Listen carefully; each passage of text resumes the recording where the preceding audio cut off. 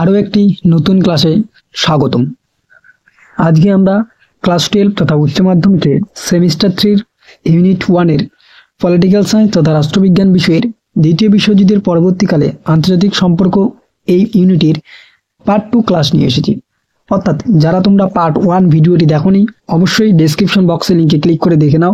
সেখানে আমরা 75 MCQ complete করেছি।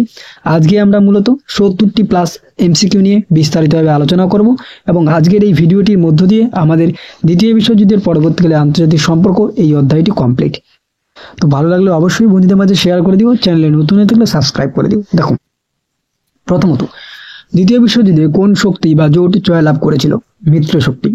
দ্বিতীয় বিশ্বযুদ্ধের সময় ব্রিটেনের প্রধানমন্ত্রী ছিলেন চার্চিল। রুশ জার্মান অনাক্রমণ চুক্তি স্বাক্ষরিত হয় 1939 সালের 23 আগস্ট। রুশ জার্মান অনাক্রমণ চুক্তি স্বাক্ষরিত হয় যাদের মধ্যে তারা হলেন স্টালিন ও হিটলার।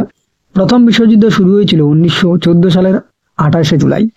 ভাষাই চুক্তি সম্পাদিত হয় 1919 খ্রিস্টাব্দের 28 জুন। রাশিয়া বলশেভিক বিপ্লব সংগঠিত হয় 1917 খ্রিস্টাব্দে। মার্কিন যুক্তরাষ্ট্র কবে থেকে মনরো নীতি অনুসরণ করে এসেছে? 1823। জার্মানি পোল্যান্ড আক্রমণ করেছিল 1939 খ্রিস্টাব্দের 1 সেপ্টেম্বর। ইয়াল্টা সম্মেলন কবে অনুষ্ঠিত হয়েছিল? 1945। দ্বিতীয় বিশ্বযুদ্ধ শেষ হয় 1945 খ্রিস্টাব্দে। প্রথম পরমাণু বোমা আক্রান্ত দেশটি হলো জাপান। জাপানে যে বোমা পড়েছিল তার একটি নাম হলো কি? উত্তর ফ্যাটম্যান। হিটলার জার্মানিতে রাষ্ট্রীয় ক্ষমতার অধিকার করে 1933 খ্রিস্টাব্দে। কমেন্টান চুক্তি স্বাক্ষরিত হয় 1936 খ্রিস্টাব্দে। মিউনিখ চুক্তি স্বাক্ষরিত হয় কত সালে? উত্তর 1938 সালের 29 সেপ্টেম্বর। নেক্সট, মিউনিখ চুক্তি স্বাক্ষরিত হয় যে দেশগুলির মধ্যে তারা হলো উত্তর great Britain, Germany, France, Italy. দ্বিতীয় বিশ্বযুদ্ধ শুরু হয় 1939 খ্রিস্টাব্দে। ঠান্ডা যুদ্ধের পরিস্থিতি গড়ে ওঠে দ্বিতীয় বিশ্বযুদ্ধের অবসানকালে।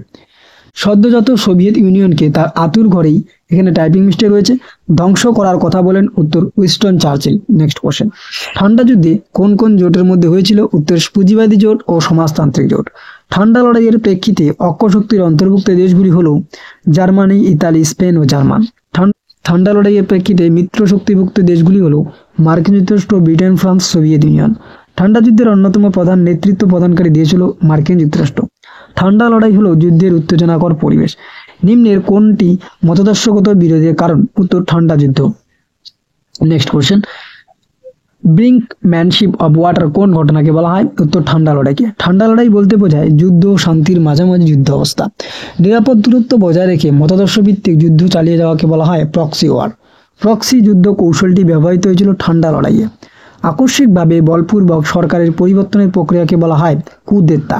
ঠান্ডা লড়াইয়ের উৎস খুঁজে পাওয়া যায় দ্বিতীয় বিশ্বযুদ্ধকালে মার্কিন সোভিয়েত বিরোধের মধ্যে। ঠান্ডা যুদ্ধের প্রধান দুই প্রতিপক্ষ হল মার্কিন যুক্তরাষ্ট্র, সোভিয়েত ইউনিয়ন। ঠান্ডা যুদ্ধকে দীর্ঘ শান্তির যুগ বলেছেন অধ্যাপক গ্যাডিস।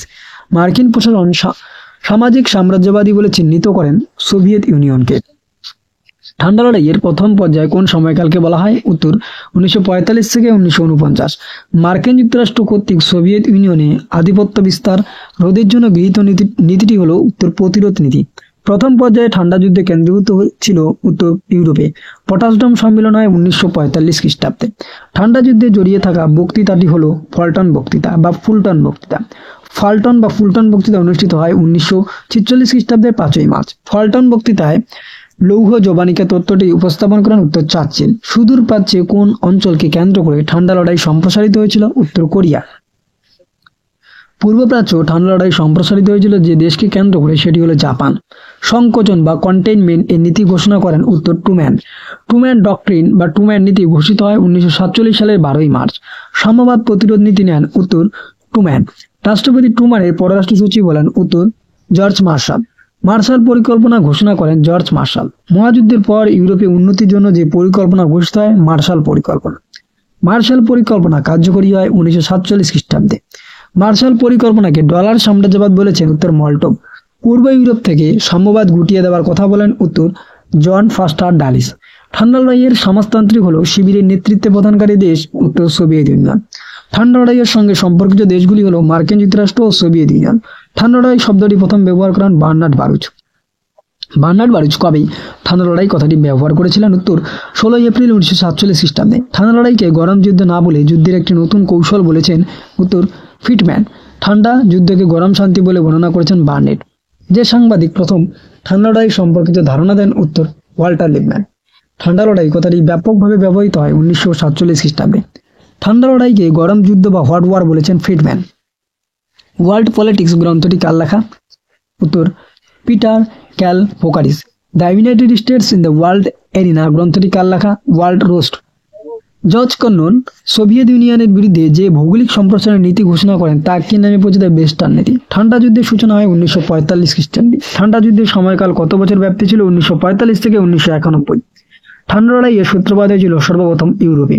ঠান্ডা লড়াইয়ের কয়টি পর্যায় আছে? 6টি। ঠান্ডা লড়াইয়ের সূত্রপাত হিসেবে চিহ্নিত করা হয় যে সম্মিলনকে, তা হল পটাশডাম সম্মেলন। কার বক্তৃতার ফলে ঠান্ডা যুদ্ধের প্রাক প্রস্তুতির সূচনা ঘটে? উত্তর অথবা ঠান্ডা লড়াইয়ের প্রারম্ভিক ঘোষণা করেন কে? চার্চিল। ওকে, তো এই ছিল তোমাদের চূড়ান্ত গুরুত্বপূর্ণ পার্ট 2 আমাদের আজকের এই ভিডিওটি ভালো লাগলে অবশ্যই একটি লাইক করে দিও, বন্ধুদের মাঝে শেয়ার করে দিও। আর এই ভিডিওর পিডিএফটি ডাউনলোড করার জন্য একটি পাসওয়ার্ড লাগবে। সেই পাসওয়ার্ডটি অলরেডি আমি স্ক্রিনের উপর দেখিয়ে দিয়েছি, সেটা প্রদান করে অনায়াসে আমাদের ডেসক্রিপশন বক্সের লিঙ্কে ক্লিক করে তুমি পিডিএফটি ডাউনলোড করে নিতে পারবে। তো এতক্ষণ পর্যন্ত ভিডিওটি দেখার জন্য অসংখ্য ধন্যবাদ।